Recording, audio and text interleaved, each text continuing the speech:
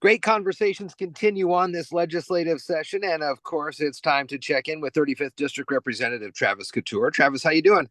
Good. How are you? I am well. I am well. Man, I've been following along. You guys have had some late nights over the last couple of days, and one of the tightest votes here in the ledge happened just here yesterday in the last couple of hours here. This was House Bill 2001. It's a bill to, and the way I'm reading it is it changes, or maybe it doesn't change it, but it gives the state Supreme Court um, governor's decision power on commuting sentences for felons. Is that about right? Close. Okay. Yeah, essentially what it's doing is kind of recalculating sentences and giving some of that. And you're exactly right. Some of the governor has the power to commute sentences or pardon people, right? But this basically gives some of that power to the court when they resentence, and basically the goal of the bill is to let people out of prison early, right? And That's what it looks like here. It was just barely passed, with some of the Democratic voters going to the Republican side of the votes that garnered the most of this. So it requires Department of Corrections notifying the inmate they may be eligible to ask for resentencing. Now, resentencing, is that the same as time served for good behavior? no, actually, they're not necessarily. Okay.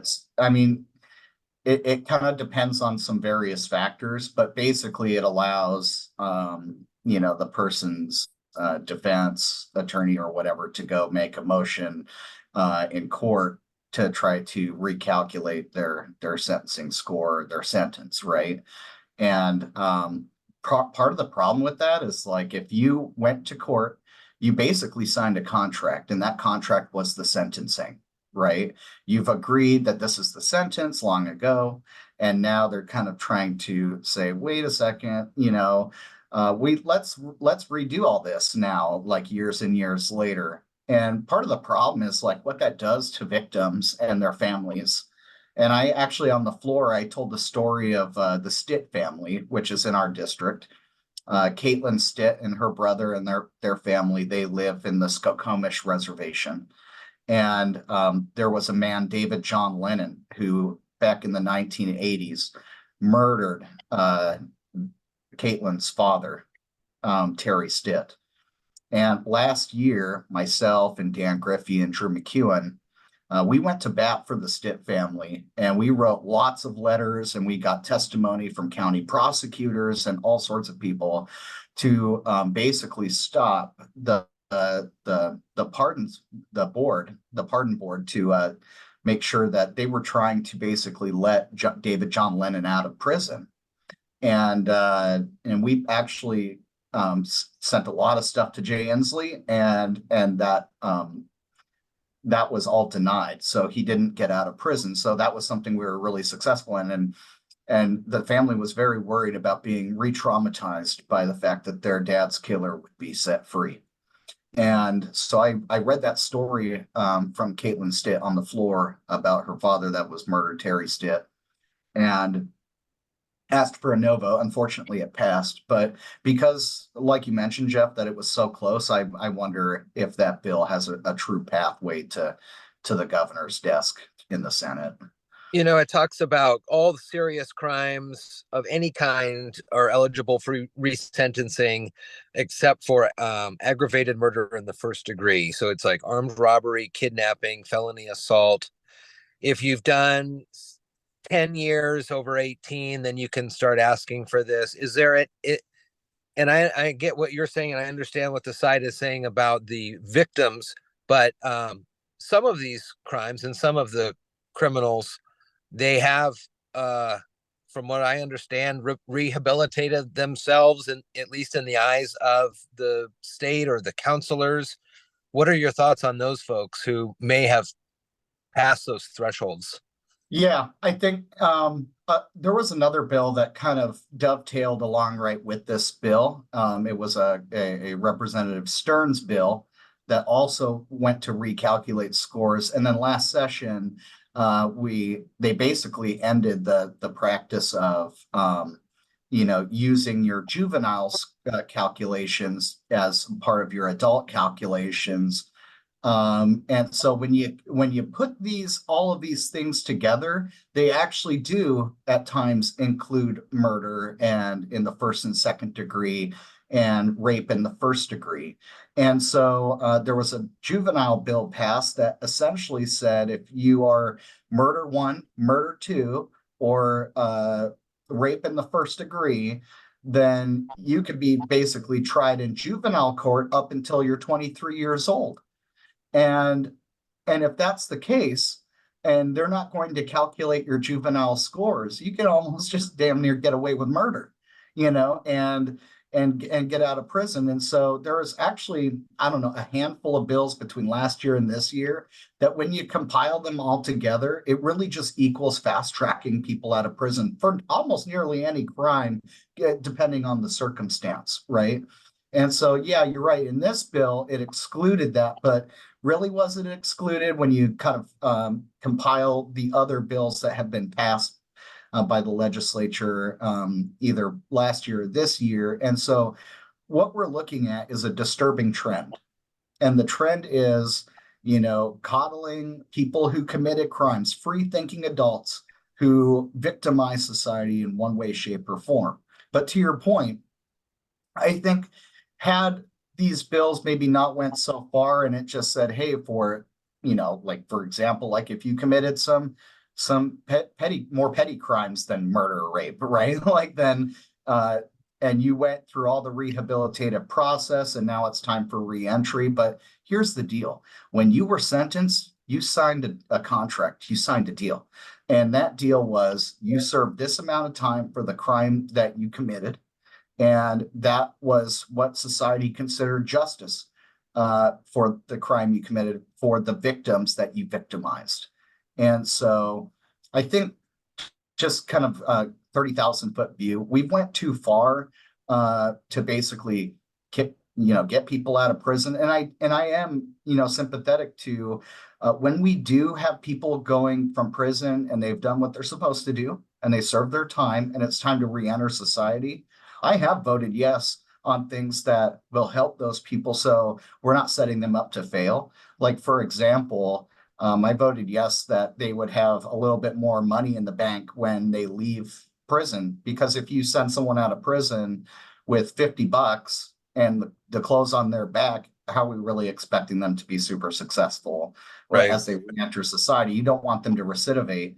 So I voted yes on things that help do workforce training and other things, rehabilitative stuff while in prison, so that, but oftentimes, Jeff, those things are not mandatory and a lot of people aren't doing them, right?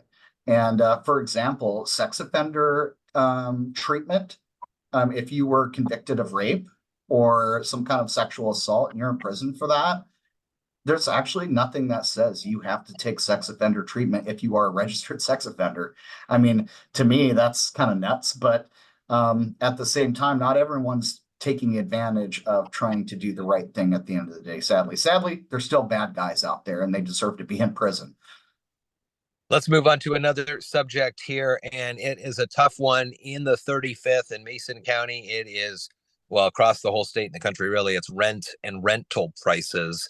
It is, you see reports where people's monthly rent is more than a mortgage is, and oftentimes the rents will go up every year. What are some of the things the Ledge is working on this year for rental assistance for people out there?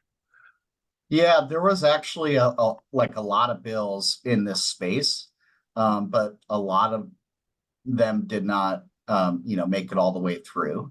Right. And but the one we had, the final bill before House of Origin cutoff last night, was rent control. And that's the Democrat bill that our party, the Republican Party, opposed.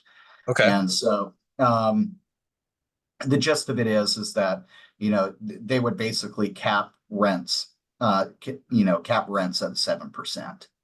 So you can only raise it so much.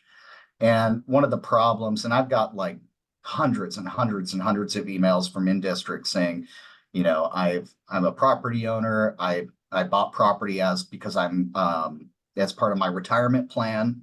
That's my income. And when they can't raise prices to match what the market is doing, then it basically puts them out of business. And the big problem, and I spoke about this on the floor last night, is that, I have a 17-year-old, he's about to be 18. Where can he live in Mason County?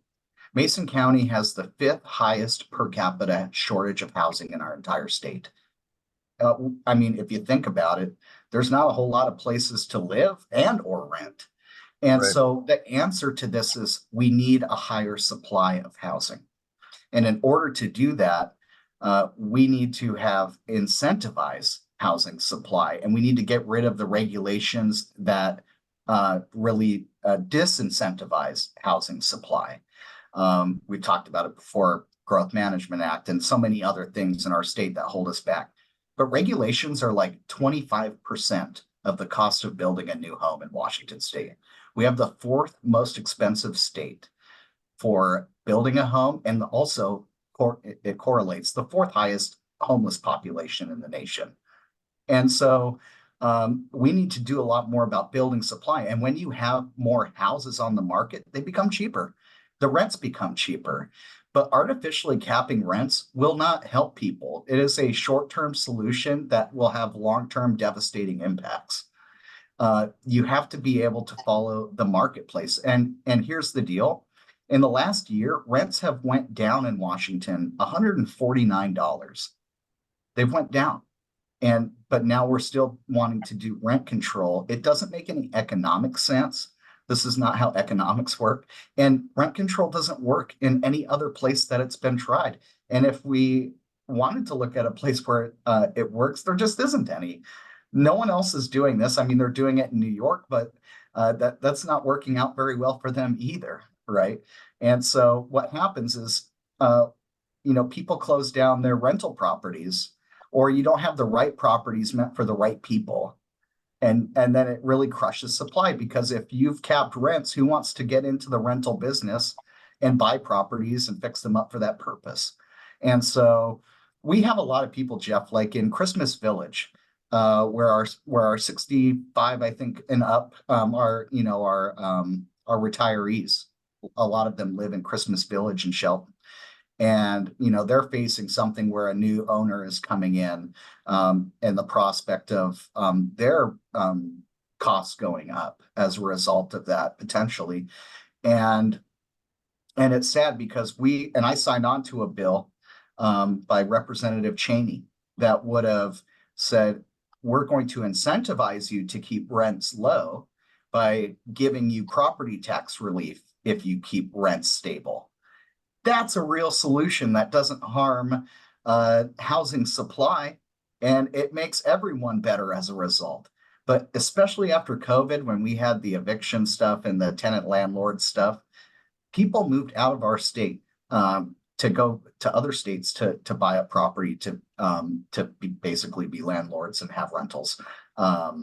So really, there is a balance, a very tricky balance between tenants and housing suppliers. Right.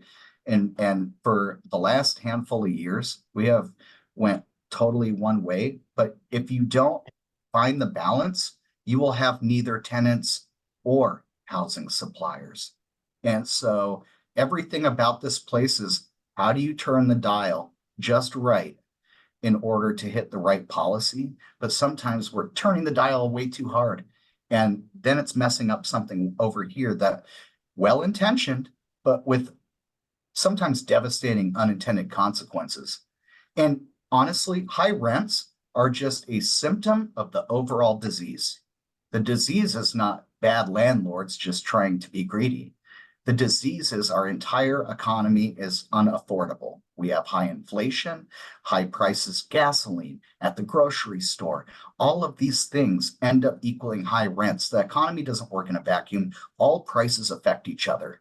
And so if we want to have lower rents and lower gas and lower grocery prices, we have to make the state more affordable to live in, especially for people in rural communities where our median income is like $66,000. And if you wanted to afford a home here, you have to have double that income to afford the median home price in Mason County. 83% of our families in Mason County cannot afford a home. That's bad. And what does that mean for our kids? They're not going to be able to live here unless they're really lucky. And that actually hurts my heart a little bit, that our kids can't live in the place where we raise them. Yeah. 35th District Representative Travis Couture looking out for folks in the 35th and the state. I'm excited to hear a little bit more from you as you see more of the bills come over from the Senate side as continuation of the conversation happens. Well, you're on the downward schneid here, I suppose. You only got a little bit left in this short session, huh? Yeah, getting close. Getting Getting close. close to it. All right, Travis, you have a good one, and we'll check in next week. Thanks, Jeff. See you, brother. See ya.